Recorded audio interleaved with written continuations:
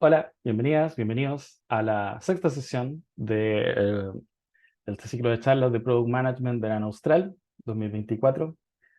Hoy veremos priorización en producto. Mi nombre es Raúl Díaz y estamos en febrero del 2024. Hoy lo que veremos, bueno, como es tradición en estas sesiones, haremos una pequeña, muy breve introducción personal para quienes están viendo esto específicamente. Después vamos a ver lo que hemos visto muy resumidamente en las sesiones pasadas hasta este momento. Y luego vamos a entrar a hablar un poco más en detalle, en general, qué es lo que es la priorización en producto. Y como un poco de motivación también entender como las distintas dimensiones en las que nosotros podemos trabajar la priorización. Y después vamos a ver un paseo por distintos frameworks de priorización, varios que son relativamente estándar en la industria. Y bueno, vamos a tratar de entender un poco cómo funcionan, qué problemas tienen y qué podemos aprender de ellos, para después definir algunos elementos esenciales de priorización, también para hacernos cargo un poco em, de algunos problemas o dimensiones que no son completamente abordados por estos frameworks, para después revisar cómo aplicar esto a tu propia priorización. Y después vamos a hablar un poquito de lo que se viene en las siguientes sesiones, las dos últimas sesiones de este ciclo. Entonces, bueno, mi nombre es Raúl Alea Díaz, soy rancagüino, ingeniero civil matemático, ingeniero civil en computación de la Universidad de Chile, especialista en Product Management, diseño y producción de videojuegos, con mucha experiencia en la industria de videojuegos, fintech, computación científica y consultorías varias. He trabajado y vivido en varios lados. Juego Mario Kart, pero no soy tan bueno y me encanta aprender idiomas. Entonces, previously on Product Management. Eh, Partimos haciendo una introducción donde vimos como las distintas nociones de lo que involucra el trabajo en el día a día de Product Management y extrajimos por así decirlo, como la acción que subyace a todas estas cosas, que es tomar decisiones. Y después pasamos a revisar el proceso de discovery, como parte de las cosas que suceden dentro del ciclo de vida producto, donde tratamos de abordar distintos riesgos, principalmente en torno al valor, costo y de cara a los emprendedores de equipo y a los clientes usuarios, donde en Discovery tratamos de responder estas cuatro importantísimas preguntas: si podemos desarrollar lo que estamos pensando, si es que nos será valioso, le será valioso al cliente y si podrán usarlo. Vimos algunos frameworks con herencia industrial de cómo hacer eso, algunos un poco más modernos. Hicimos doble clic en los Opportunity Solution Trees para ver algo un poquito más específico. Y después pasamos a la sesión de diseño, donde aprendimos de manera general, estructurar una propuesta de valor a partir del perfil del cliente y de la propuesta de valor que nosotros podemos armar en función de los distintos dolores y analgésicos y también las distintas ganancias o beneficios y los creadores de esos beneficios que pueden estar en nuestros productos y servicios calzando con los trabajos para los que el cliente contrata tu producto o servicio.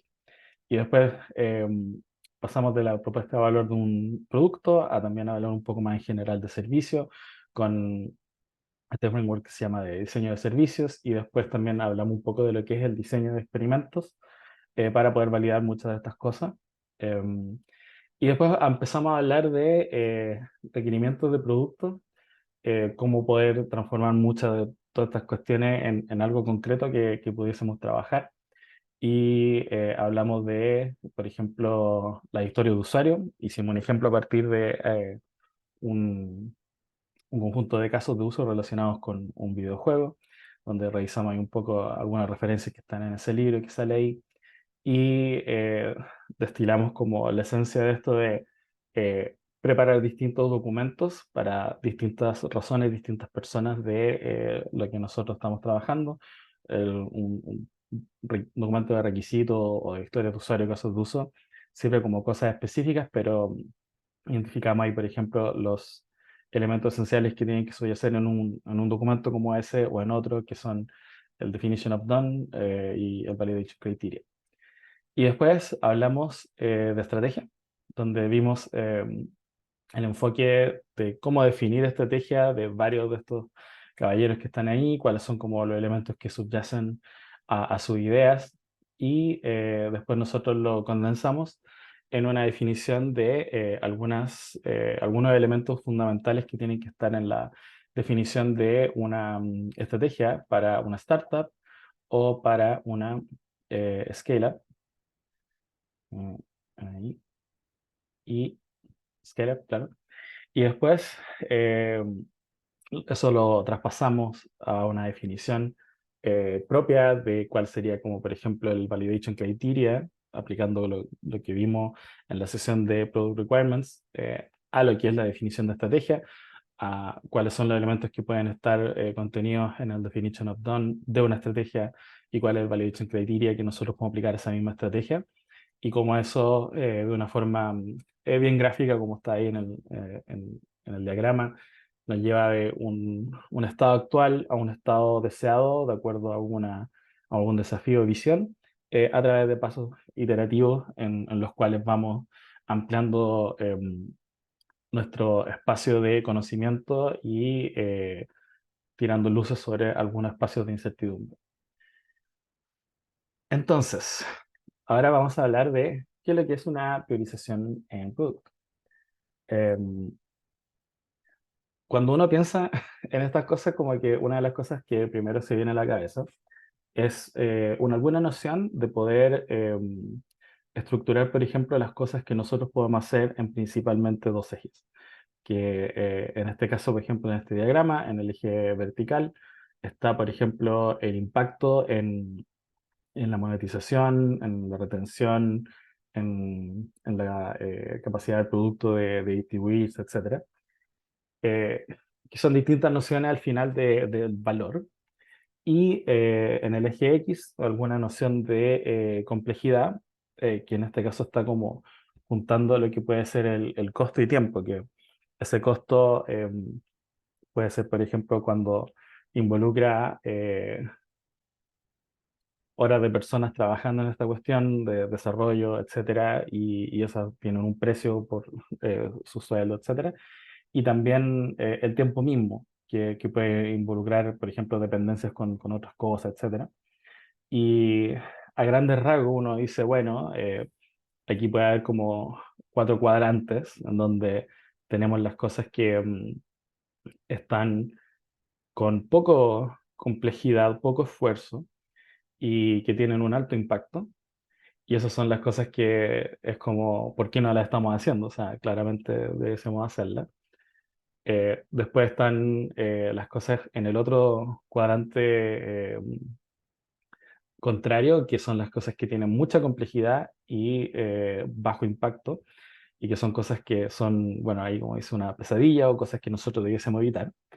Y las cosas que están, por un lado, con poca complejidad y con poco impacto, que son los clásicos quick wins, estas cositas rápidas que puedan darnos como un poco de momentum para hacer cosas. Y después están las grandes features o los grandes desarrollos en donde hay mucho trabajo, mucha complejidad, pero puede haber un alto impacto.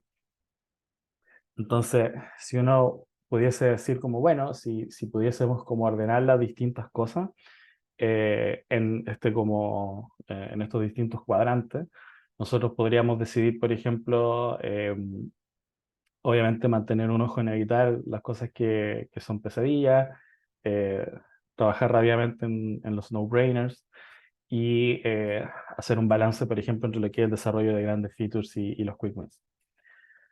Y esto viene de una clásica metodología de un caballero llamado Eisenhower, por si lo han visto por ahí, que él invita como a colocar las cosas que uno tiene que trabajar, así como para la gestión del tiempo, de esta manera, que es como en la complejidad estaría como estrictamente el tiempo y en el eje vertical sería la importancia.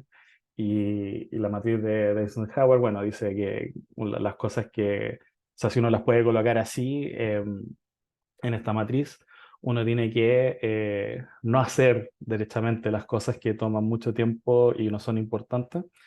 Las cosas que toman algo de tiempo y no son tan importantes, ojalá como delegarlas, sí que se puede. Y las cosas que son importantes y que toman poco tiempo o que, por ejemplo, tienen una urgencia mayor de tiempo, uno debe hacerla ahora, pero cómo tiene que balancear, por ejemplo, las cosas que son urgentes e importantes versus las cosas, o sea, perdón, las que son urgentes e importantes hay que hacerlas, pero cómo balancear las que son no urgentes, pero importantes versus las urgentes no tan importantes. Y ahí, bueno, hay todo un tema que trabajar, que no se transfiere del mismo modo a esto de priorización, pero que tiene como algo del mismo espíritu.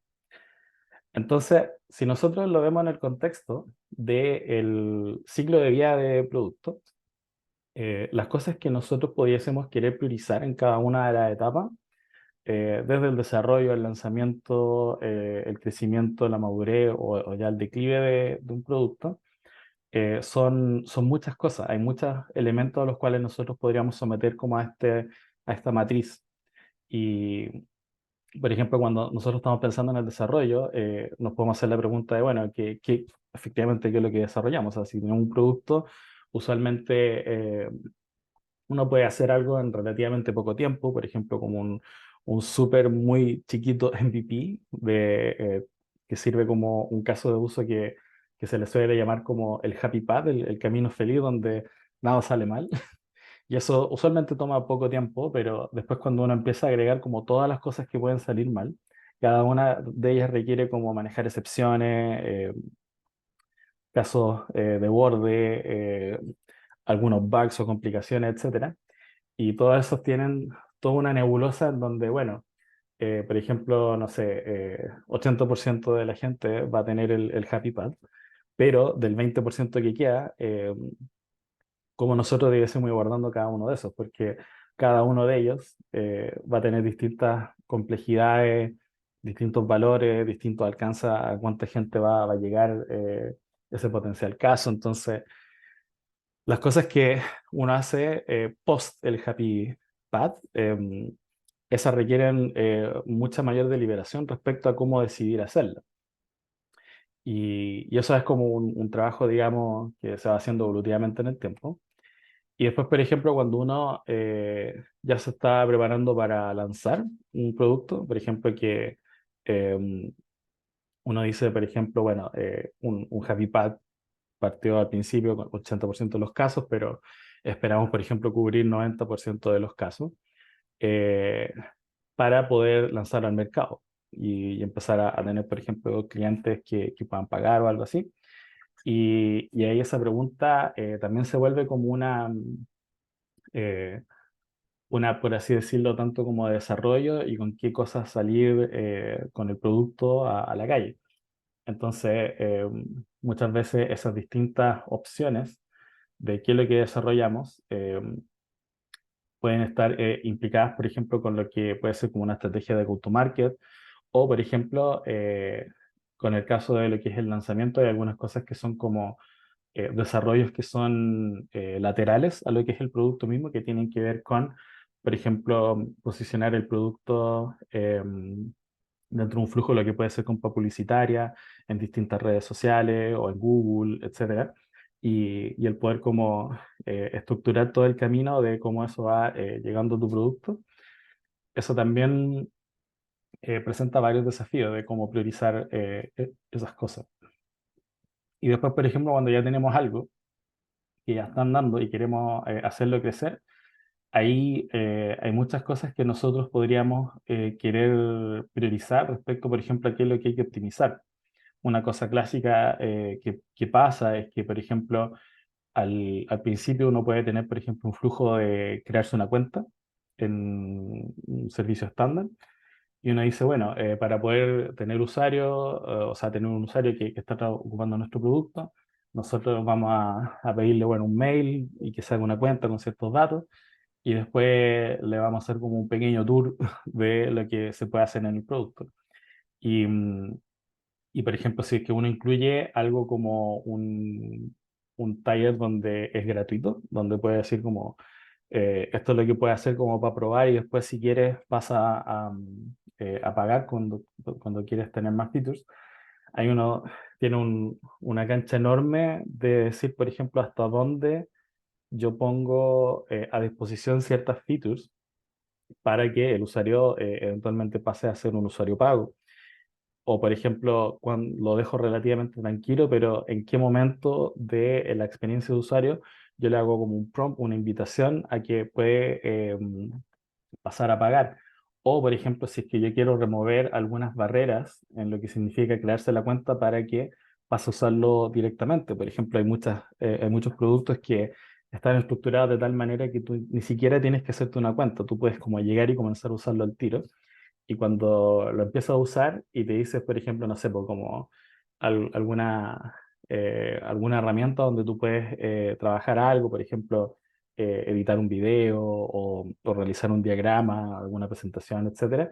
Y si tú quieres como hacer algo así como guardarla o añadirle como elementos propios, etcétera, ahí te dice como, bueno, ahora tienes que pasar a hacerte una cuenta, o si tienes una cuenta y quieres hacer como algo más avanzado, tienes que pasar a eventualmente eh, ser un usuario pago, etcétera. Entonces, todas esas opciones son también una pregunta abierta de cómo decidir cuáles abordar y todas ellas presentan distintos esfuerzos, distintas cosas que nosotros podemos hacer para poder tener alguna noción del el valor o el impacto. Y eso es solamente cuando tenemos algo en donde queremos, por ejemplo, optimizar la experiencia de usuario sin necesariamente agregar nuevas features o mejorar las que ya existen. Y si después le añadimos toda la dimensión de mejorar cosas, de profundizar features, etcétera, eso puede rápidamente explotar. Y, y por ejemplo, sobre todo cuando uno tiene usuarios de verdad, uno empieza a recibir, por ejemplo, un montón de feedback de, oye, quiero que arreglen esto, quiero que cambien esto. Hay distintas personas que llegan con esas distintas ideas y eso también ya se vuelve como un factor adicional dentro de lo que es la consideración de todo esto. Y bueno, y después cuando uno tiene, por ejemplo, productos realmente maduros, uno se tiene que hacer incluso la pregunta de como qué cosas eliminar, porque muchas veces pasa que el, el producto salió en algún contexto, ¿no? En donde, por ejemplo, las cosas eran de cierta manera y era como un producto pionero y tú tienes que enseñarle, por ejemplo, a ciertos usuarios ciertas cosas, etcétera.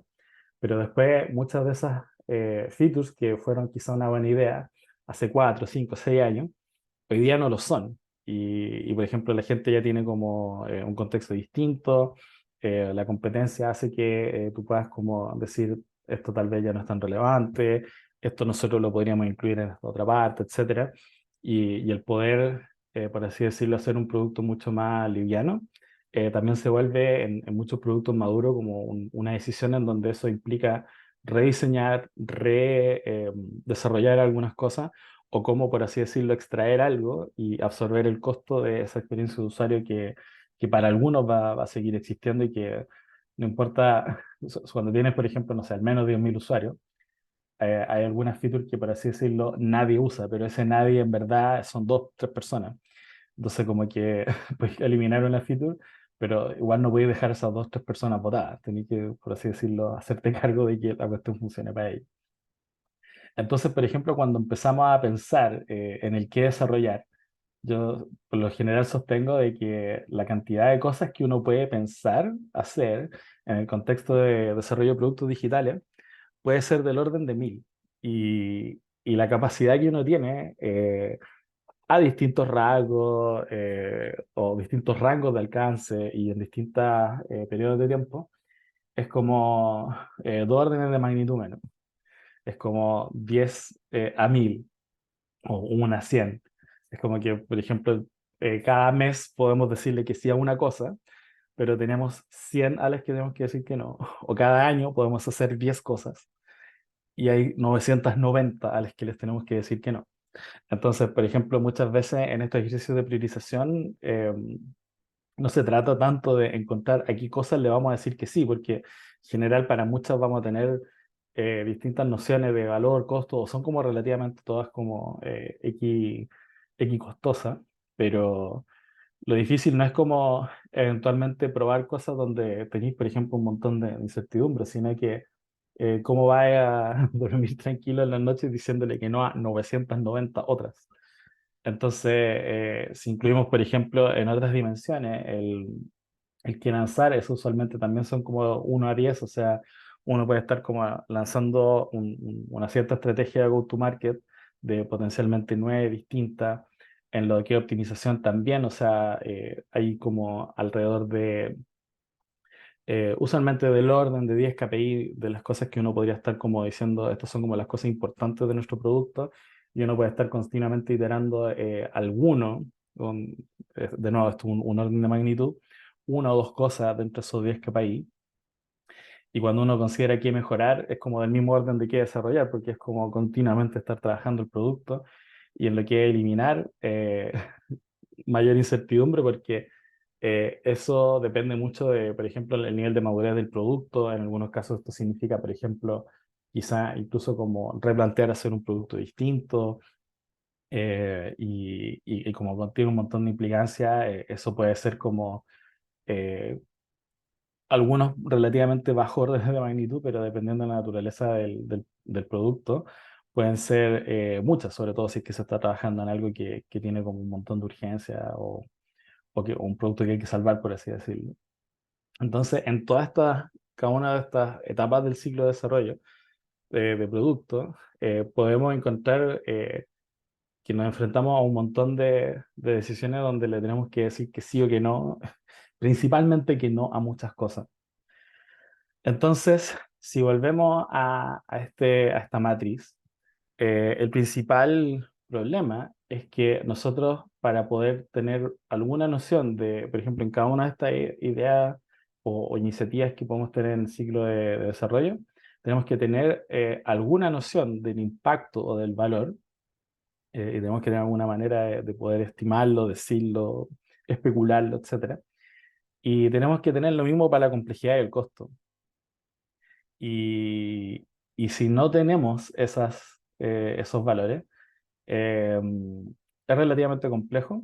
Y bueno, y también, incluso teniéndolo, como establecer los límites de la matriz y ver si es que las cosas son como comparables o no, puede ser bastante complejo y obviamente abrumador. Entonces, si uno dice, bueno, supongamos que uno quiere hacer algo con esto. Eh, Intentemos ver qué se puede hacer. Veamos qué dicen los frameworks de priorización que existen como estándar en la industria. Uno de los primeros, como más conocido, es el RISE Framework, que eh, por arroz, digamos en inglés, pero cada una de las letras es una sigla, representa reach como alcance, impacto, confianza, eh, entendido como confidence, como cuánta fe uno tiene en que algo va a funcionar, y esfuerzo, por effort. Entonces, por ejemplo, si vamos a cada uno de los detalles, por ejemplo, aquí la gente de Indigo lo establece así, por ejemplo, eh, 3 features, así, bundle package, notificaciones y un programa de lealtad. Y el alcance, por ejemplo, eso puede ser puntos porcentuales. eh, Ellos estiman, por ejemplo, que para el bundle package es una cuestión que alcanza al 100% de los usuarios. Las notificaciones al 90%, por ejemplo, que si tienen una tasa de habilitación de las push notifications, asumiendo que es, por ejemplo, alguna cosa donde ocupan mucho notification, como esas de browser o de push notification. Entonces, si ellos saben el acceptance rate, entonces como, bueno, si tienen 90%, esa es la cota superior. Y el programa de lealtad, eso por ejemplo puede estar restringido por otros elementos, por ejemplo que solamente los usuarios que tienen una cierta cantidad de seniority dentro del programa, o sea, del producto, eh, se le lleva ese programa de lealtad. Entonces, eso es el reach, el impacto. Aquí, por ejemplo, lo definen como entre tres, por ejemplo, como entre uno, 2 y 3, entendido como eh, una manera como discreta, muy específica de decir como el orden de magnitud del impacto. O sea, por ejemplo, esto vamos a mover la aguja, eh, por ejemplo, menos de un 1% o un dígito porcentual o tres dígitos, perdón, dos dígitos porcentuales. O sea, por ejemplo, hay una diferencia entre algo que tiene un impacto de uno, digamos, que, eh, o menor que uno, 0,1%, 0,5%, versus algo que tiene un impacto de 1, 2, 3, 4, 5%, algo que tiene un impacto de, por ejemplo, eh, ya sobre el 10%, 12, 13, 15%. Eso puede ser, por ejemplo, en algunos casos, en otros puede ser, por ejemplo, dependiendo de la naturaleza del impacto, por ejemplo, si es que es en monetización, si es que es en engagement, etcétera, hay maneras como de cuantificar ese valor y son dependientes de cada producto, entonces hay como tres órdenes de magnitud también que se pueden establecer para diferenciar esos impactos. Después, confianza, también como algo porcentual, que es, por así decirlo, como la hipótesis a priori que uno tiene de que em, cuando uno lanza la iniciativa, o sea, uno la desarrolla y la lanza, eh, hay un porcentaje de gente al que va a llegar y si funciona va a haber un cierto impacto, pero no necesariamente va a alcanzar a todas las personas del máximo alcanzable, ni tampoco va a generar el impacto total.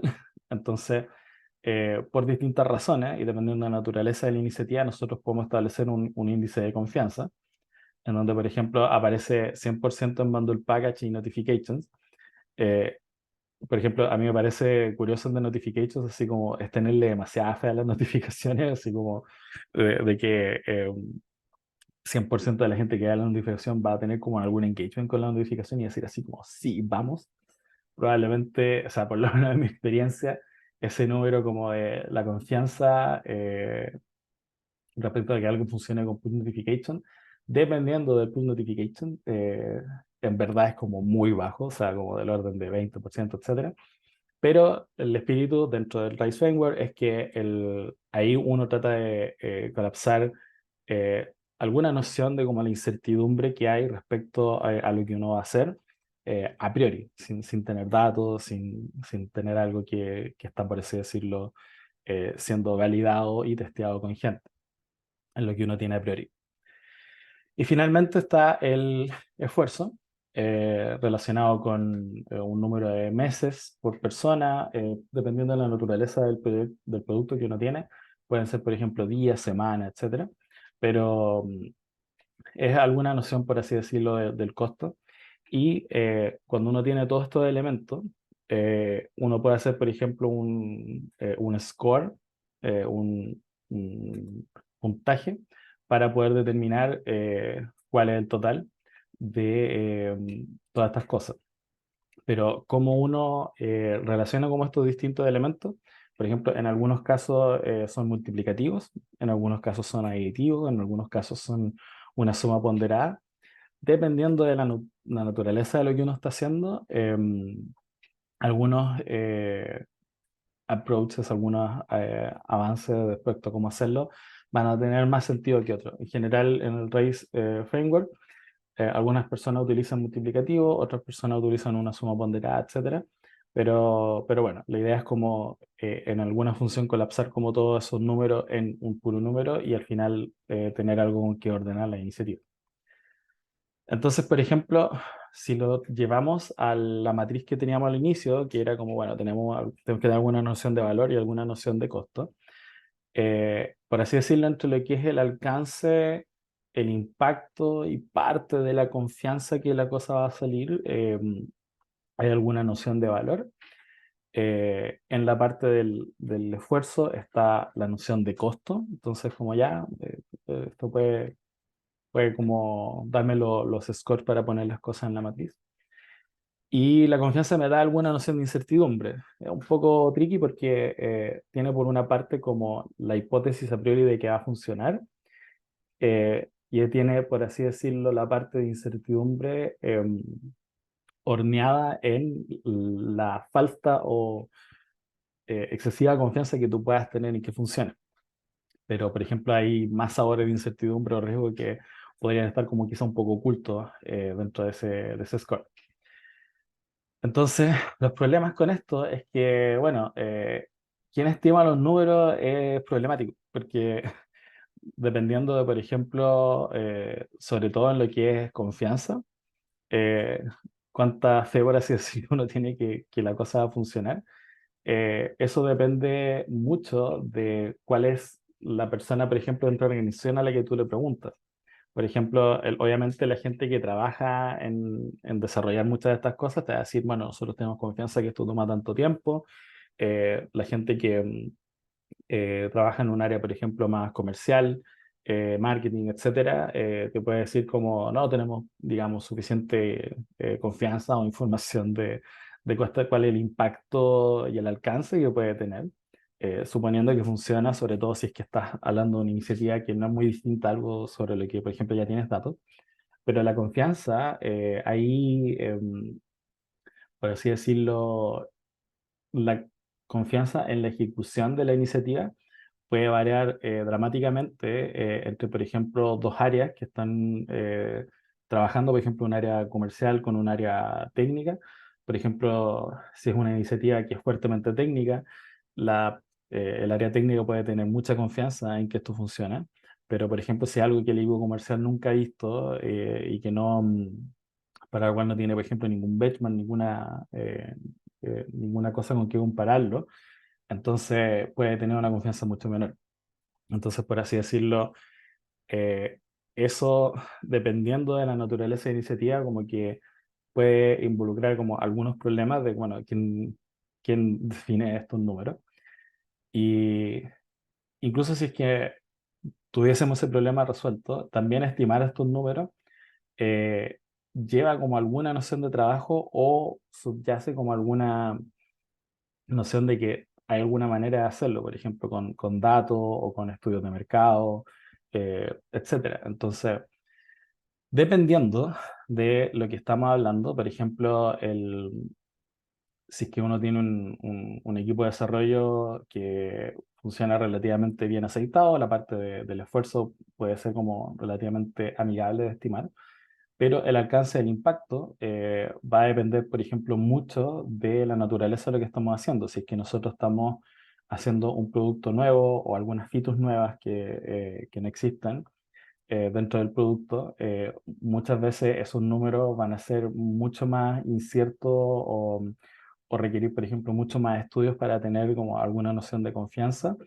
versus, por ejemplo, en decisiones que significan optimizar o mejorar algo, en donde, por ejemplo, estamos hablando de mejora al flujo de sign-up y nosotros sabemos que tenemos una cierta performance, tenemos, por ejemplo, conocimiento de cuáles son los benchmarks de la industria, entonces mejoras dentro de eso eh, pueden tener como una mucho mejor estimación que cuando uno está diciendo, bueno, ¿cuál será la adopción de esta feature que, por ejemplo, nadie más va a tener o nadie tiene dentro de nuestra industria?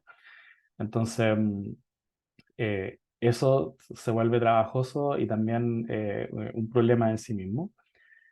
Y, por ejemplo, este framework no considera mucho si es que uno tiene urgencias, por así decirlo, qué pasa si es que las cosas cambian o si es que por alguna razón, por ejemplo, a la hora de priorizar o hacer cosas, hay alguna cuestión que tiene que ver con, por ejemplo, compliance, o sea, si estamos haciendo algo que, no sé, hay una regulación a la que nosotros como producto tenemos que adherirnos y esta cuestión cambió de la noche a la mañana.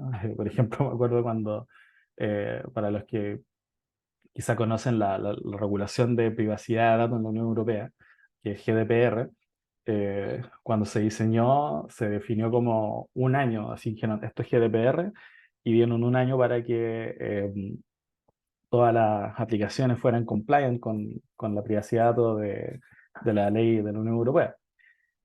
Y era tan extraordinariamente complejo que como que todos estaban corriendo en círculo, todos estábamos corriendo en círculo respecto a si estábamos cumpliéndolo o no. Algunos productos, por ejemplo, decidieron derechamente decir, sabéis que si estás en la Unión Europea, tú no nos importa, no. Y hasta el día de hoy nos siguen atendiendo gente de Europa. Em, Otros trataron de bancárselo. Hasta ahora, digamos, varios años después, como que ya hay una situación más o menos estable de cómo abordarlo, pero por así decirlo, priorizar el trabajo en su momento de qué es lo que fue GDPR, eh, era muy difícil asignarle, por así decirlo, como algo dentro de esto. O sea, era algo que tenía que cumplir sí o sí. Algunas personas decidieron, por ejemplo, correr el riesgo y decir como que me multen con unas multas que eran gigantes. Otra gente dijo, no, no tenemos que ser un ejemplo, etcétera. Entonces, todo eso no está, digamos, de alguna manera contemplado si uno tiene que trabajar con ese tipo de cosas. Y también no considera aspectos estratégicos, o sea, sobre todo, por ejemplo, cuando uno tiene alguna iniciativa que es relativamente nueva o que está haciendo algo que es novedoso, innovador, etcétera. Eh, no hay, por ejemplo, benchmarks de la industria, no hay como cosas con qué compararlo y, y muchas veces necesariamente hacer algunas cosas que nunca se han hecho son, por así decirlo, valga la redundancia, necesarias para poder tirar un poco de luz en un montón de áreas donde existe un montón de incertidumbre. Entonces, por ejemplo, en la sesión pasada nosotros, bueno, vimos varias definiciones de estrategia, pero una manera, por ejemplo, alternativa que yo invito a la gente a considerar la estrategia es que es como eh, cómo priorizar cuando no tenías datos. Cuando uno, si uno, por ejemplo, pudiese obtener de todos los futuros posibles, como todos los datos de cuál es el valor y el tiempo que va a tomar las cosas, como que uno no escoge cosas, por así decirlo, uno no podría como tomar todas esas cosas y simplemente ordenarlas y decir como, bueno, si yo pudiese saber todos estos datos que me dicen el valor y costo de las cosas, yo simplemente las ordeno dentro de lo que puede ser esta matriz y las hago en ese orden. Sin embargo, en la realidad uno no tiene acceso a esa información. Y muchas veces, para poder acceder a algo de esa información, por ejemplo, tener algo de datos, uno necesita correr el riesgo de hacer cosas en las cuales no sabe cuál va a ser el valor o el costo de las cosas que va a tener. Y cuando uno las hace, recién obtiene como algo de esa información. Y cómo uno decide hacer esas cosas está relacionado muchas veces con la estrategia. Entonces, como un prisma con el que nosotros podemos ver las acciones estratégicas es cómo decidir qué es lo que nosotros priorizamos hacer, para lo cual no tenemos información. Y por lo tanto, en este caso no está como cubierto. Y hay como dos aspectos adicionales que son fundamentales, en mi opinión, que son como las dependencias. Por ejemplo, cuando uno tiene un producto de e-commerce, por ejemplo, usualmente uno puede hacer como un montón de mover manija en toda la experiencia de e-commerce, pero muchos de ellos involucra pasos que no se desvían de, por así decirlo, un happy path que es extremadamente conocido. O sea, uno va, obtiene una descripción de lo que está buscando para poder comprar y uno lo compra puede comparar, etcétera, pero no hay, por ejemplo, necesariamente usar otras features muy avanzadas, etcétera, eh, como por ejemplo en otros productos que son como alguna herramienta, donde uno está implementando un cierto flujo de trabajo, por ejemplo, en un producto SaaS, o un producto, por ejemplo, de entretenimiento, donde uno está haciendo eh, cosas por, digamos, simplemente entretención, disfrute, y ahí uno está compitiendo, por ejemplo, con el costo de oportunidad de todo el tiempo de entretención, etcétera. Entonces, muchas veces cuando uno está pensando en estas features o en estos desarrollos que están metidos en alguna herramienta o en un producto que, por ejemplo, puede ser como un juego o algo que es más de entretenimiento, puede haber dependencias y relaciones entre los distintos features que le pueden dar más o menos viabilidad y valor a lo que uno está haciendo. Y por así decirlo, dos iniciativas que tienen sus scores de Reach, Impact, Confidence, Effort, tienen una cierta definición, pero por ejemplo, si uno hace una iniciativa primero y la otra después, esos valores cambian. O sea, el hecho de que exista la primera hace que la segunda, por estar relacionada de alguna manera, tenga mayor valor. O, por ejemplo, si uno hace la segunda y primero y después la primera, se genera un efecto en donde, por así decirlo, no pasa nada. Entonces, por ejemplo, ante dos alternativas iguales, A y B, donde A es mejor de hacer que B, puede pasar que, dado que la existencia de B le potencia más el valor A, entonces uno dice, con este framework de RAIS, la idea obvia sería hacer A. Pero si la existencia de B, que tiene menor valor, le da un valor, digamos, exponencial o un orden de magnitud mayor a entonces uno puede decir como, bueno, la iniciativa que tiene un menor score, nos conviene hacerla estratégicamente, si es que vamos a hacer la otra después, porque nos potencia el valor de lo que viene después. Entonces, tampoco hay una manera de trabajar eso y por lo mismo también como distintos alcances, que es una de las herramientas como más importantes que tiene la gente que desarrolla productos digitales, que es el hecho de que uno puede, por ejemplo, imaginar una cierta vía de cosas que puede hacer y hay distintos alcances para hacer eso. Hay un cierto nivel de profundidad.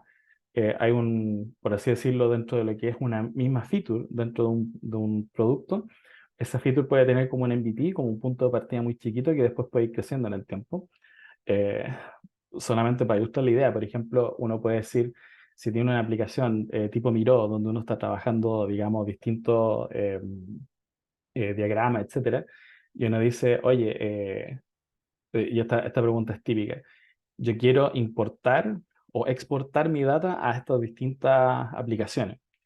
Y por así decirlo, cada una de estas aplicaciones involucra, por ejemplo, conectar con una API y manejar ahí la autenticación, etcétera, y como importar los datos o exportar los datos. Y la gente que trabaja en un contexto de negocio donde, por ejemplo, ya funciona con ciertas herramientas, busca esta integración, porque, digamos, le hace la vida más fácil en vez de tener que estar como dompeando la cuestión a, no sé, un CSV o un SVG y después importándolo y que no le queda bien, etcétera. Le gustaría como, oye, me encanta esta cuestión, pero yo quiero que funcione con, no sé, Word o con Outlook o que haga esta cuestión con Slack, etcétera. Entonces, cuando uno tiene esa pregunta, eh, los distintos alcances pueden ser, por ejemplo, cuáles son las distintas herramientas con las cuales nosotros nos vamos a integrar para poder importar datos o exportar datos.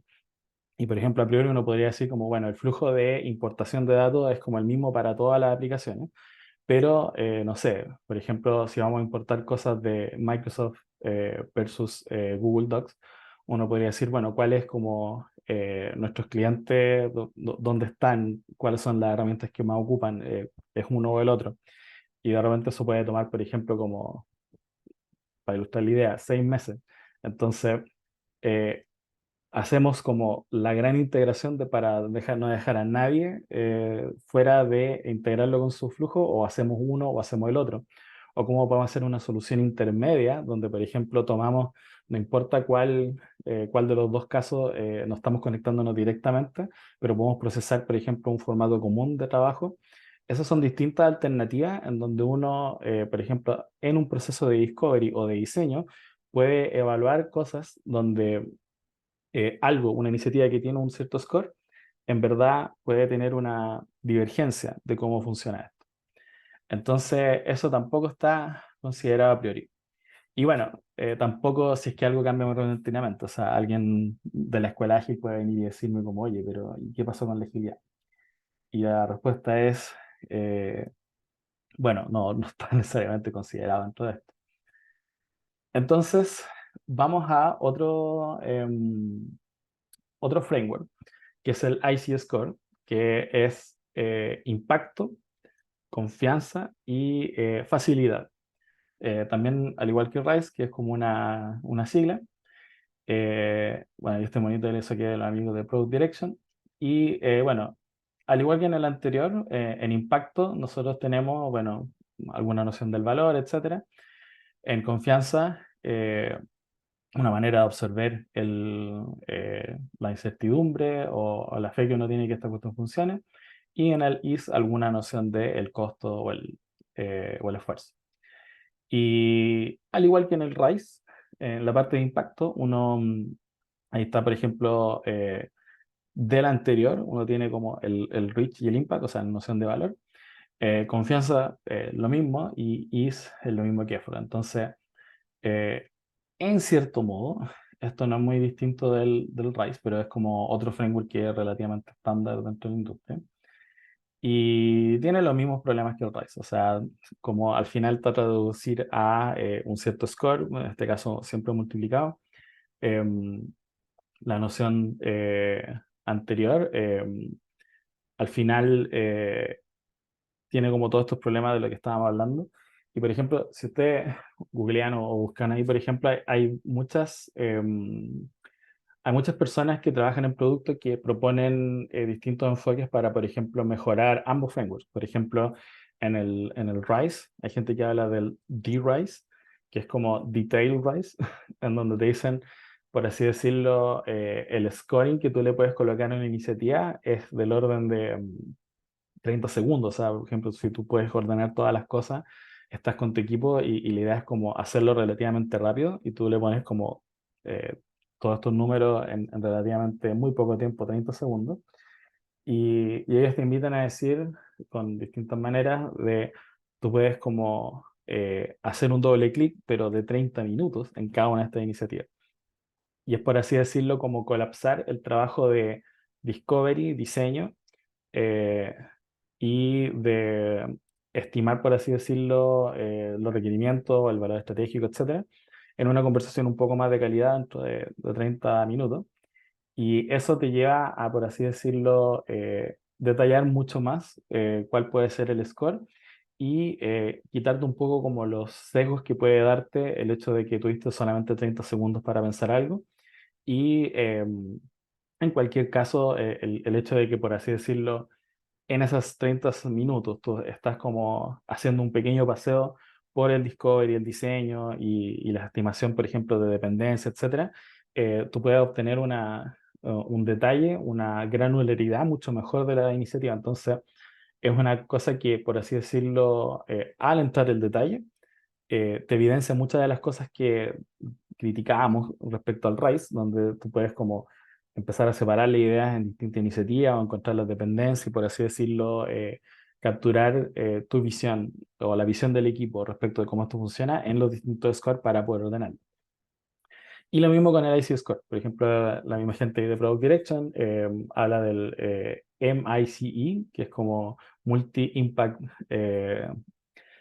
CE Score, en donde, por así decirlo, el impacto se desagrega en distintos tipos de impacto, por así decirlo, cada una de las áreas en las que está involucrada trabajando en esto, puede identificar distintos tipos de impacto o, por ejemplo, que se están moviendo distintos KPI, distintos objetivos, etcétera. Y esos impactos, por así decirlo, si tú mantienes la priorización dentro de la premisa de producto, que es como enfocarse en el valor, tú puedes decir, bueno, vamos a hacer una comparación relativa entre estos distintos impactos y vamos a, por ejemplo, priorizar alguno de estos, ya sea de alguna manera ponderada o incluso, por ejemplo, con consideraciones estratégicas, etcétera. Pero vamos a centrarlo en lo que es esta cosa de perseguir el valor y bueno, y que el resto se subordina a la capacidad que tenemos. Eh, pero en la realidad eso también es medio difícil de aplicar. Y por ejemplo, un tercer framework que, por ejemplo, si buscan ahí en lo que está en la sabiduría de Internet, que suele presentarse como una forma de priorizar es el Balance Scorecard, que es como eh, viene de un legado industrial, o sea, la gente que tiene formación industrial, muchos como senior stakeholders que hoy día son directores de empresa, como que lo aman así con locura, porque en un contexto industrial el Balance Scorecard es una manera de gestionar la performance de una organización, al considerar, por ejemplo, cuatro pilares de lo que significa el trabajo de una organización. Un pilar financiero, un pilar relacionado con el cliente, los procesos internos y la capacidad organizacional, que es por así decirlo como casi alinear las cosas como a las distintas, casi de alguna manera las distintas preguntas eh, del discovery, por así decirlo, el financial es como si va a ser valioso para los clientes, podrán usarlo, el eje de los clientes de Customer. Internal Process es, podemos hacerlo, y el Organizational Capacity, bueno, ahí eh, podría decirse que también es relacionado con el podemos hacerlo, pero llevado, por ejemplo, a ambos lados respecto a la capacidad interna de lo que es el costo de cara a lo que es la parte financiera, que considera, por ejemplo, costo y beneficio. Y bueno, tiene ahí muchas cosas que ustedes pueden encontrar, pero es esencialmente una manera de gestionar la performance de cierta iniciativa estratégica. Y eso, por así decirlo, puede tener un valor dentro de lo que es el trabajo colaborativo de muchas áreas dentro de lo que es una organización, incluso digitales, pero no necesariamente lo que es la priorización de productos. Entonces, esto es una herramienta de gestión de performance y no de priorización. Uno puede ocuparla como una herramienta de priorización, pero no lo es necesariamente tal. O sea, uno puede decir como, bueno, vamos a gestionar, o sea, vamos a abstraernos de cuáles son como todas estas iniciativas, y lo único que importa es como eh, son cada una de iniciativas dentro de la organización como una iniciativa más, y lo que importa es que tengan un cierto impacto. Y eso, por así decirlo, por lo menos desde mi punto de vista, no se hace cargo de todas las, o sea, o gran parte de las cosas que hemos estado diciendo ahora, que son como un poco críticas a estos approaches, y mantiene también toda la carga en que estos son como eh, cosas que pueden ser llevadas estrictamente como a ciertas métricas, a ciertos números, que por cierto, hasta ahora ni siquiera hemos entrado en ese terreno, pero realizar todo esto y como por así decirlo, ejecutarlo es harta pega. Entonces, por ejemplo, en particular el Balance Scorecard como que requiere ya sea una instrumentalización a través de herramientas muy potentes, o una cierta disciplina organizacional que también es muy importante. Entonces, con todo esto, ustedes me pueden decir así como, oye, pero eh, nosotros vinimos acá a hablar de cómo podemos priorizar dentro del producto y qué es lo que significa hacer esto. Y hasta ahora, bueno, le he presentado como algunos frameworks, algunas cosas, y pueden parecer muy abrumadores, y en cierto modo lo son, porque implican harta pega, y también tienen un montón de problemas. Entonces, como, bueno, ¿cómo eso nos sirve? ¿Cómo lo podemos trabajar? Entonces, ahí es donde yo digo, bueno, vamos a destilar algunos elementos esenciales de priorización. Y para los que ya han estado un buen rato acá, como yo soy muy fan de los diagramas de Venn, lo vamos a llevar a Breaking News, un diagrama de Venn. Entonces, por ejemplo, algo que subyace a todas estas definiciones es una noción de costo. O sea, eso, digamos, está relativamente indiscutido. Uno tiene que tener una forma de decir como, bueno, obviamente esta cosa me va a costar. Ya, ok, eso no hay ninguna duda. Del mismo modo podemos hablar del valor. O sea, ya, ok. Al mismo tiempo, partimos hablando, si sé cuánto me cuesta, sé cuál es el valor. Los scoring, que son como estas cosas que encontramos que son como estándar en la industria, siempre hablan de distintos sabores un poco de esto. Pero, ¿cuál es una dimensión adicional con la que nosotros, por así decirlo, pudiésemos colapsar muchas de estas nociones que tenemos respecto a problemas que encontramos en esto de scoring? Mi invitación es a decir que esa noción es la urgencia. Entonces, cuando tenemos el costo y tenemos el valor, si dado todo lo que le he presentado, suponiendo que los tenemos, uno puede decir como, bueno, si tengo esas dos cosas, yo puedo aplicar lo de scoring y está todo bien. Y, por ejemplo, muchos de estos scoring no consideran necesariamente una noción de urgencia. Y esta noción de urgencia, por ejemplo, si nosotros la pudiésemos añadir como un factor más, donde uno, por ejemplo, puede ponerle 3 órdenes de magnitud de tiempo distintos, por ejemplo, ahora, a continuación y después, uno dice, bueno, si consideramos esa dimensión adicional dentro de lo de scoring y teniendo por lo menos esa noción, entonces con la urgencia nosotros podemos venir y decir, hacer como una priorización inmediata. Pero cuando nosotros tenemos para pensar en el diagrama, si nosotros tenemos una noción del costo, ¿no?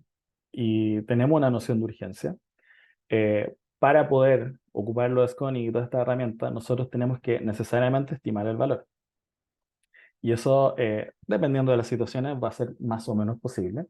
Y al mismo tiempo, si nosotros tenemos alguna noción del valor, por cualquier razón, y tenemos una noción de la urgencia, pero no tenemos una noción del costo, entonces para poder ocupar esta herramienta de scoring, nosotros necesariamente tenemos que implementar o sea, estimar el costo.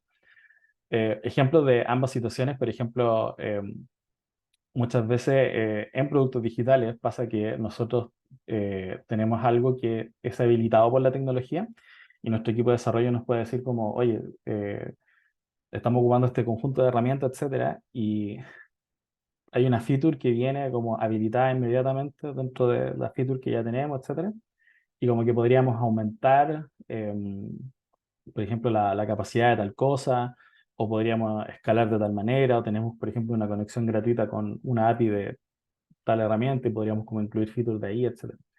Hay muchas posibilidades que se habilitan de manera natural con las herramientas tecnológicas que uno tiene. Y tu equipo te puede decir como, y dada la arquitectura que tenemos, por ejemplo, el costo es mínimo o incluso cero. O sea, es como activar un par de flags dentro de nuestro sistema y nosotros tenemos esto habilitado y está como probado, hemos hecho incluso algunas pruebas, etcétera. Y tú dices como, bueno, sé cuánto me cuesta, o por ejemplo, o incluso algunas veces hay un costo, pero un costo que tiene cero incertidumbre. Y por así decirlo, tú tienes alguna noción de urgencia, porque por ejemplo, si tú quieres que esté habilitado dentro de tu próximo release, tienes que, por así decirlo, habilitarlo ahora. Y si no, bueno, si tu próximo release sucede, no sé, por ejemplo, un mes después, tú puedes decir como, bueno, lo hacemos o no.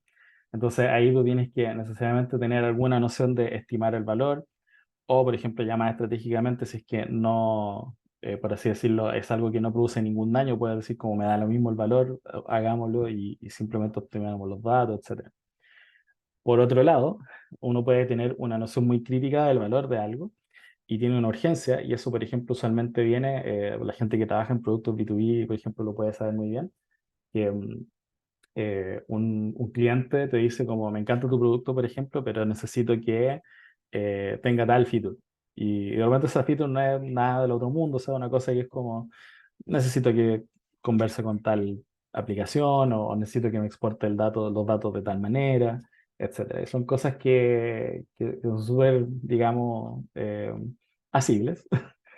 Y el valor, por ejemplo, es súper concreto en el sentido de que te dice el cliente, bueno, yo estoy viendo alternativas y si tu producto me provee esta feature, si tú me lo garantizas, que va a estar pronto, entonces yo compro y compro la licencia de tu producto y ese, por ejemplo, puede ser un producto grande, así como eh, que cada licencia cuesta, no sé, $100 y es como, oye, yo tengo, no sé, 100 usuarios, entonces mucha plata, pero necesito que exporte a esta cuestión. Entonces, eh, hay una urgencia porque la firma de ese cliente está como contingente a eso y tu equipo tiene que, por así decirlo, decir, bueno, podemos exportar los datos, podemos conectarnos con esta aplicación, etcétera. Y si es que llegase a hacerse, por así decirlo, tiene una urgencia de desarrollo junto con todas las otras cosas que se están priorizando dentro de lo que es el curso normal de producto. Entonces, ¿cómo, por así decirlo, involucrar eso? Es algo que también es súper importante tenerlo en lo que es la priorización en el mundo real.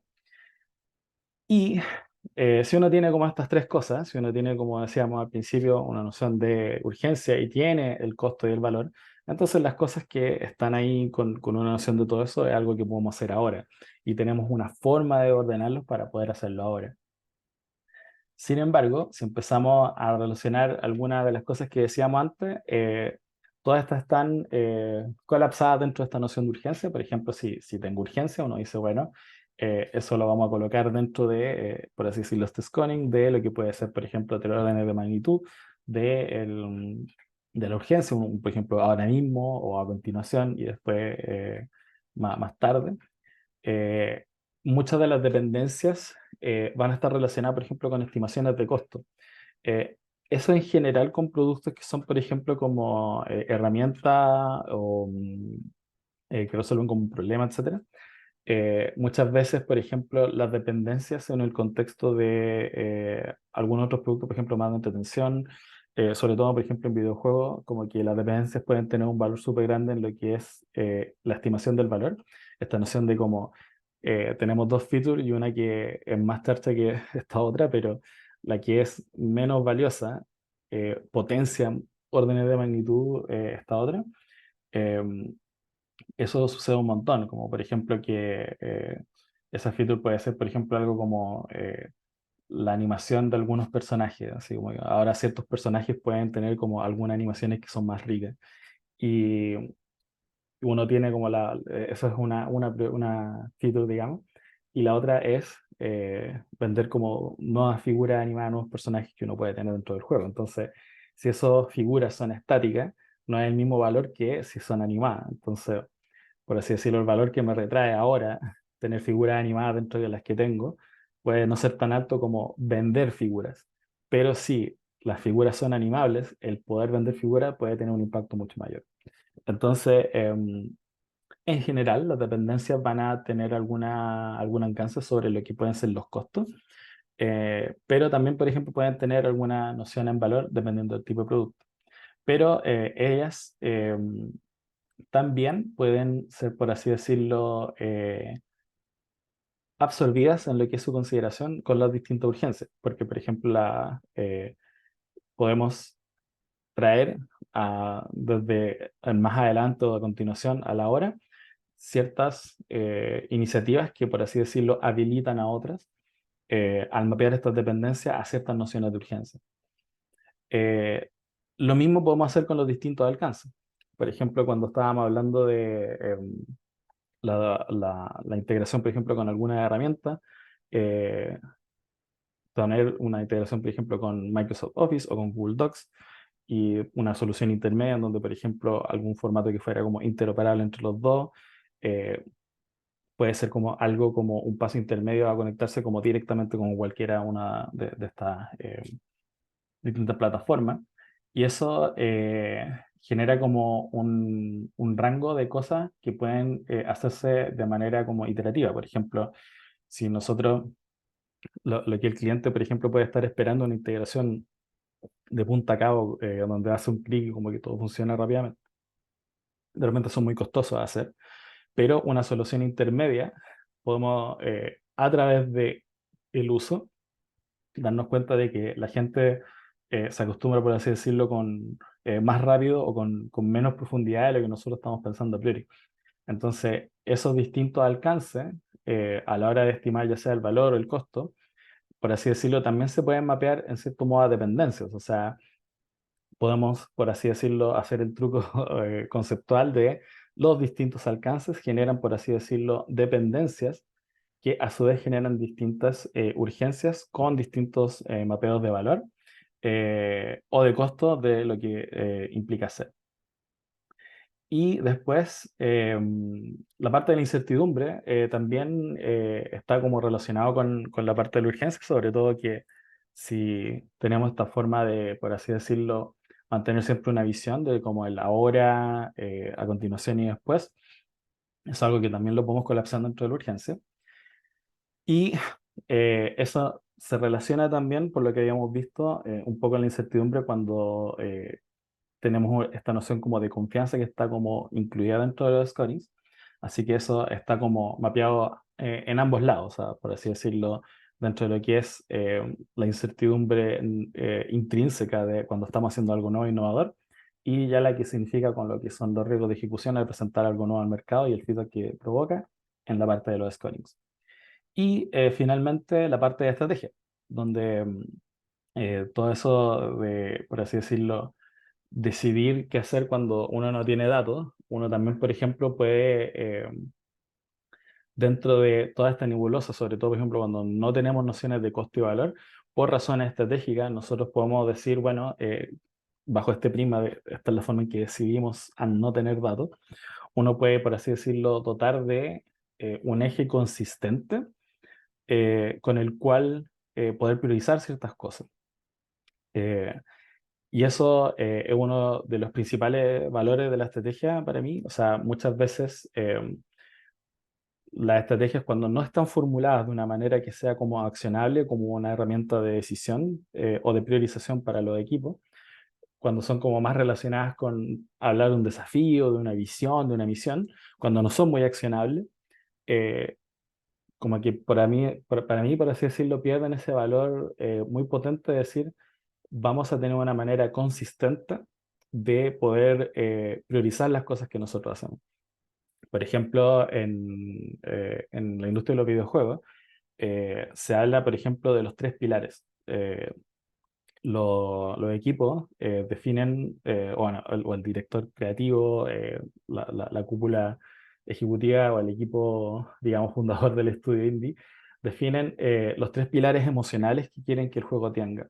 Y usualmente se definen a ese nivel, como emocional. Por ejemplo, un juego de carreras, tú quieres que se sienta rápido, que se sienta en control, por así decirlo. Tú podrías decir que cualquier juego de carrera te da como esa sensación de control y velocidad, como el table stakes de un juego de carrera. Y el tercer elemento, el tercer pilar puede ser, por ejemplo, cuál es tu aporte o tu visión particular de cómo este juego de carrera se distingue de los demás. Entonces, por ejemplo, los juegos como Gran Turismo pueden decirte como realidad, por así decirlo. La marca Gran Turismo es velocidad, control y realismo, porque quieren que sea un simulador. Pero, por ejemplo, si estás hablando de algo como más Need for Speed, puede ser como que tenga relación con el vértigo o la adrenalina. Por ejemplo, que toda la experiencia del juego está relacionada a carreras que son como excesivamente riesgosas y que tienen, por ejemplo, como algunas partes que son off-road, etcétera. Entonces, ese tercer pilar, que es emocional, distingue a tu juego de carrera en particular. Y eso, bueno, lo puedes aplicar a todo tipo de juegos. Y la gracia es que, por ejemplo, cuando tú estás pensando distintas features, una forma como estratégica de poder priorizar, ¿es esta algo que nos puede servir o no? Es cómo tu feature, a nivel de experiencia de usuario, de experiencia del jugador, satisface el apoyar alguno de los tres pilares emocionales. Y es como, si satisface los tres, es como, por favor, hagámoslo. Si satisface dos, eh, podríamos decir como, trata de diseñarlo para que satisfaga a los tres, o dame una muy buena razón para que solo satisfaciendo dos haya que hacerlo. Y si satisface solo uno, es como, podría decir, bueno, si es relativamente cosmético, si no toma mucho tiempo hacer, está bien que apoye un solo pilar, pero si no, tratemos de que lo relacione a los tres. Entonces, y por así decirlo, no tiene pero ni pito que tocar, ni tú dices como no apoya ninguno, es como loco, anda. No hay ni siquiera discusión. Entonces, eso es una manera, por así decirlo, estratégica de proveer una forma de decidir a la gente cómo alinear las cosas. Y cuando uno tiene que trabajar un montón para, por ejemplo, determinar el costo, el valor, lidiar con la dependencia, la incertidumbre, el alcance, etcétera, de las iniciativas que tiene, el contar con una estrategia que te permita decir como, bueno, voy a tomar todo este ruido y voy a, por así decirlo, pasarle el sedazo de la estrategia, te brinda un montón de claridad y te brinda un montón de deliberación para poder, sin tener muchos datos o tener como un montón de otros problemas, mantenerte por lo menos consistente con alguna estrategia. Y, y eso, bueno, es uno de los principales valores para mí de una estrategia.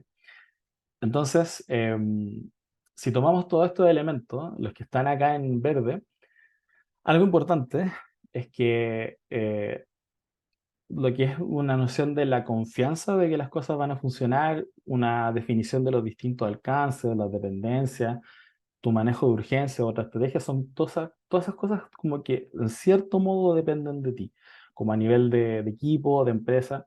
Entonces, por así decirlo, muchas veces el costo, si bien también depende en gran parte de ti, también a veces puede tener integración con terceros.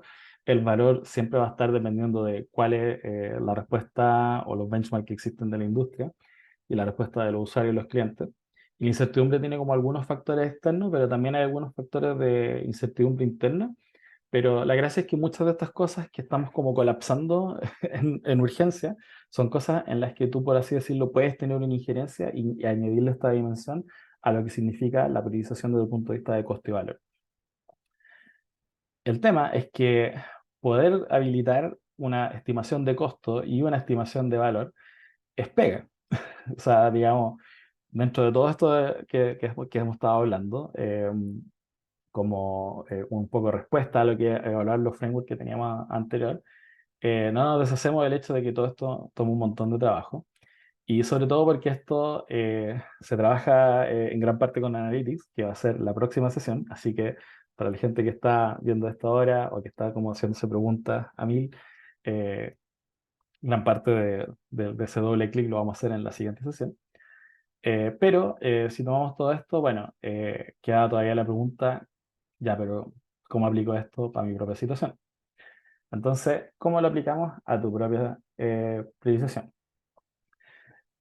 Si tomamos todos estos elementos que están en los diagramas de Venn y en estos que estamos colapsando entre urgencias, tenemos que las preguntas son como, bueno, ¿cómo estimamos el costo? ¿Cómo estimamos el valor? ¿Cómo tenemos una visibilidad de las dependencias? ¿Una visibilidad de las urgencias? ¿Cómo podemos tener distintos alcances? ¿Y de dónde sacamos una estrategia y cómo lidiamos con la incertidumbre? Entonces, todos estos presentan como, bueno, para poder aplicarlo, nosotros tenemos que tener una manera de enfocarnos en cómo lidiar con cada una de estas cuestiones. Y bueno, la verdad de la milanesa es que estimar el costo implica trabajar. O sea, esto necesariamente involucra tener, por ejemplo, alguna forma de gestionar el trabajo interno, alguna forma de tener, por ejemplo, datos de cuánto toma hacer las cosas que llevamos haciendo.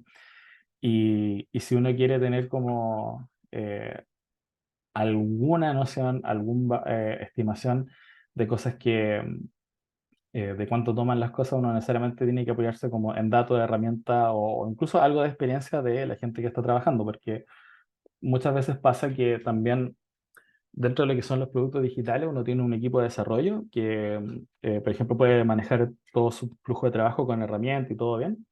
Y si quieres estimar lo que significa el desarrollo de software, está todo bien, pero las iniciativas involucran más trabajo que lo que es el desarrollo de software. O sea, de repente involucran diseño, trabajar con gente que hace contenido, operaciones, el área comercial, etcétera. Y cualquier iniciativa, para poder estimar el costo, va necesariamente requerir alguna noción de cuál es el costo que está fuera de lo que es el equipo de desarrollo. Entonces uno tiene que tener una visión, por así decirlo, de cómo funciona la organización entera. Y muchas veces cuando una startup parte y es pequeñita, no hay una disciplina de, por así decirlo, mantener como los flujos de trabajo dentro de herramientas que te permitan a posteriori estimar con datos cuánto toman las cosas. Pero en algún momento te llega la noche y se te hace necesario. Entonces, eso es algo que hay que, por así decirlo, anticiparse a tiempo. Eh, ¿Cómo estimar el valor? Es lo mismo. Muchas veces cuando son ciertas iniciativas que son con un impacto concreto que se puede medir, como por ejemplo conversión, venta, etcétera, la visión de lo que es el trabajo, o sea, el valor del trabajo es muy concreto. O sea, por ejemplo, eh, mucha gente que trabaja en ventas o en marketing te puede decir, por ejemplo, directamente cuánto es el valor de ciertas iniciativas que hacen, porque el feedback que reciben es inmediato. O sea, al final tienen más leads, tienen más ventas, más prospectos, más gente que está cerrando o no. Y eso es por la naturaleza de su trabajo. Pero, por ejemplo, cuando tú desarrollas una feature con un equipo de software, no es claro cuál es el valor que va a tener de cara al cliente si, por ejemplo, algo disminuye la tasa a la que la gente, por así decirlo, deja tu producto. O, por ejemplo, si hay alguna mejora operacional que significa que ciertas cosas que pasaban tras bambalinas ahora toman un 1% menos de tiempo, pero algo que, por así decirlo, es tan pervasivo en lo que es el trabajo, que el impacto es como que termina salvándole 50% del tiempo a 50% de tu organización. Eh, si uno no tiene, por así decirlo, mapeado esas distintas nociones de valor, también se vuelve difícil. O sea, muchas veces hay un sesgo a valorar solamente lo que es fácilmente medible. Y en este caso, por ejemplo, lo que significa conversiones, ventas, prospectos, leads. Pero en cualquier iniciativa de productos digitales, el valor que tiene la retención, el valor que tiene la performance de distintos KPIs de lo que son la experiencia de usuario dentro de lo que es el producto o servicio completo, son mucho más matizados, como con mucho más detalle, y ellos pueden llegar a tener, si bien son más difíciles de medir y de entender, pueden llegar a tener un impacto que es mucho mayor, órdenes de magnitud mayor que lo que es fácilmente medible. Entonces, poder habilitar eso también requiere mucho trabajo. Ahora bien, las dependencias es algo que uno, si las mantiene vigilándola, uno siempre puede incorporarlo como a la toma de decisiones. Lo mismo con la urgencia, si uno se mantiene como alerta, uno puede como siempre tenerla a mano para poder vigilarla. Y los distintos alcances, bueno, ahí ocupé una palabra distinta, pero también es trabajando. O sea, lo principal es que eso requiere también diseño. Y eso es un diseño que trasciende, por así decirlo, diseño de UX o diseño eh, de experiencia de usuario.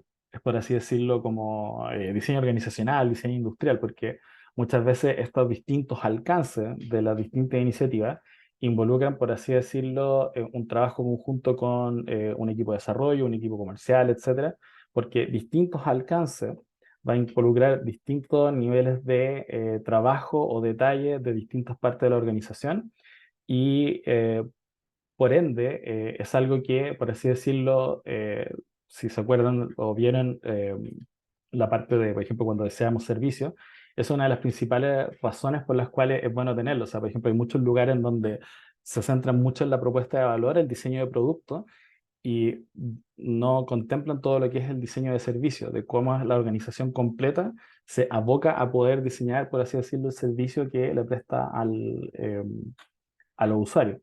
Y el tema es que cuando uno tiene una visibilidad de ese servicio, entonces, por así decirlo, eh, lo que son los distintos alcances de lo que uno puede hacer y, por así decirlo, ocupar los recursos y la flexibilidad interna que puede tener de mejor manera, eh, a uno se le abre, por así decirlo, el espacio de oportunidad. O sea, hay gente que se desvive por crear distintas alteraciones, permutaciones de lo que es una propuesta de valor, olvidando que muchas veces uno cuenta con equipo como de Customer Support, uno cuenta eh, con equipo de, por ejemplo, social media, etcétera.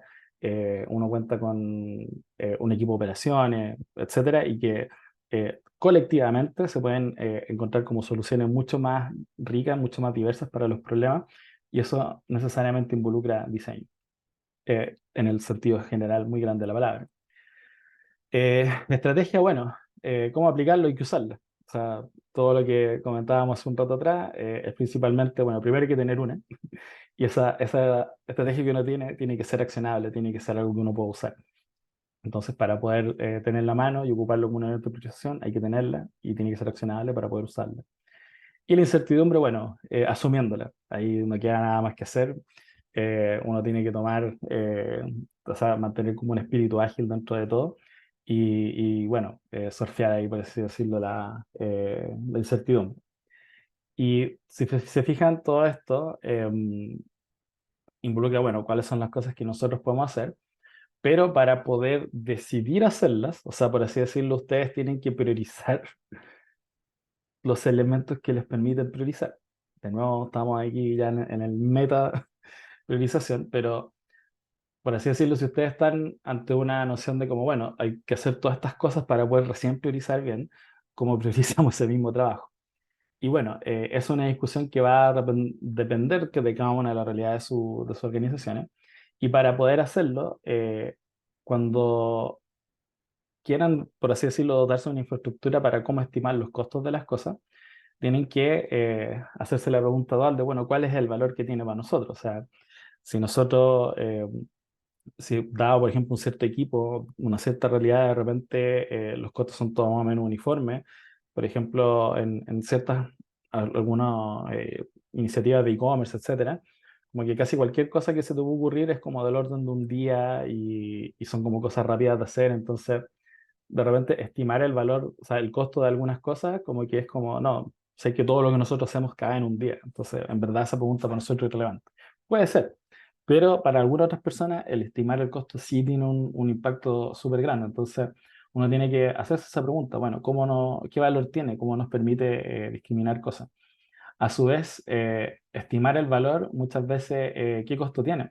Sobre todo, por ejemplo, que con esta noción de que uno tiende como a valorizar lo que es fácilmente medible, por así decirlo, uno se está perdiendo como el costo de oportunidad de las cosas que no son fácilmente medibles. Entonces, uno tiene que decir, bueno, ¿cuánta plata arriba de la mesa está quedando por no tener una visión de las cosas que no son fácilmente medibles para poder incorporarlas dentro de esta valor? Entonces, uno estimando estas cosas o haciendo como un business case de esto, uno puede incorporarlo como al elemento a la priorización de, oye, si contáramos con esto, podríamos decidir mejor, podríamos priorizar mejor.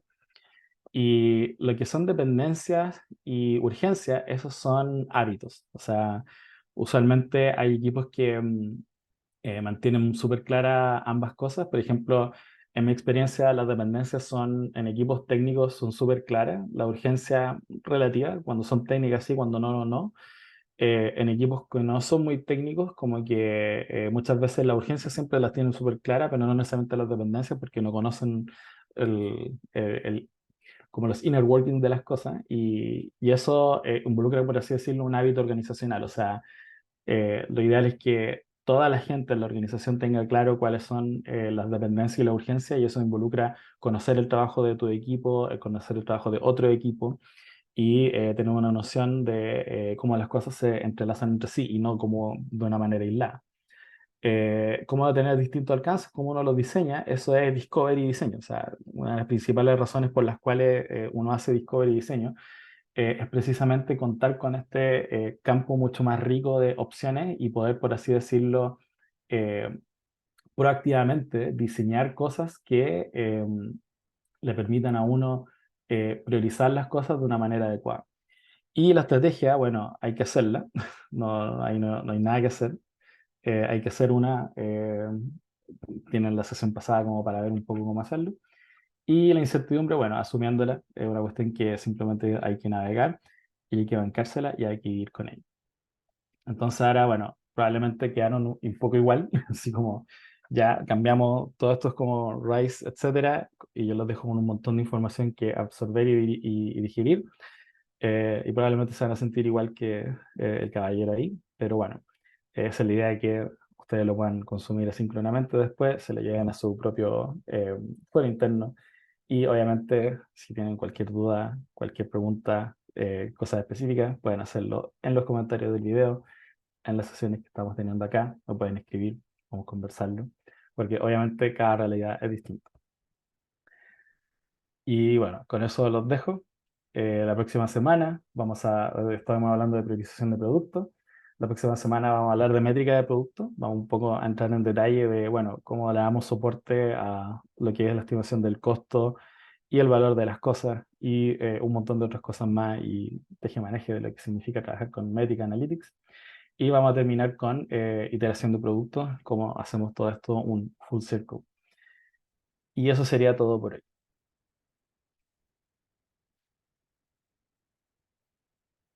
Eh, no sé si hay preguntas, comentarios. El comentario que puedo hacer es que los diagramas ayudan harto visualmente a digerir la información. Así que ayudan harto a conectar los distintos ángulos de cómo encontrar la mejor manera de priorizar. Y bueno, priorizar puntualmente porque de eso se trata la clase de hoy, pero de ir articulando la mejor forma de este rol de PM en la que sea que nos encontremos en términos de organización, de productos, servicios, etcétera. Así que lo agradezco harto.